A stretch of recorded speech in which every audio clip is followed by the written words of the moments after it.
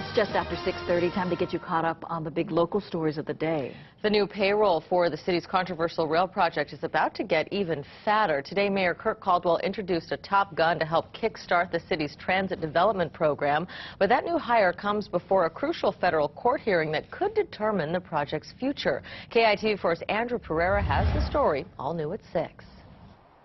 Turning transit centers into community centers. It's seen by some as the magic pill to transform areas like Kapalama Stream from run down to dynamic. But the mayor concedes progress is slow. There was frustration on my part. Enough talking already.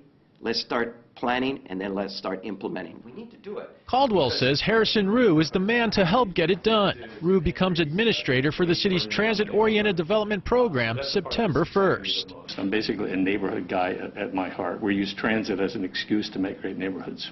The city says there is already interest in transit-oriented development at the Ala Moana Shopping Center and here at the Old Cam Drive-In. However, the director of planning and permitting admits that developers will likely move forward with or without rail. What the rail does, it enhances the project, but it's not the thing that will tip the scale as to go or no go. So they want to. The push to kickstart TOD comes a few weeks before a federal appeals court in San Francisco rules on whether the rail project's environmental impact statement must begin from scratch. The mayor remains optimistic. We have to continue moving forward. I look at the case before the federal court up to this point as a victory.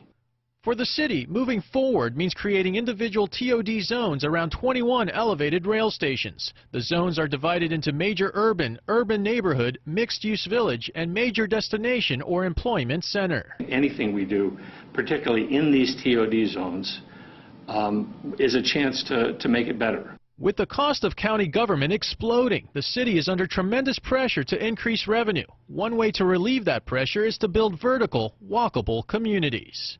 You're going to see lines forming, you're going to see the units snapped up quickly, and we're not talking about $1,000 a square foot, we're talking much below that. Harrison is being paid $104,000 for a 10-month contract. He's expected to sign that agreement tomorrow. Yanji, back to you.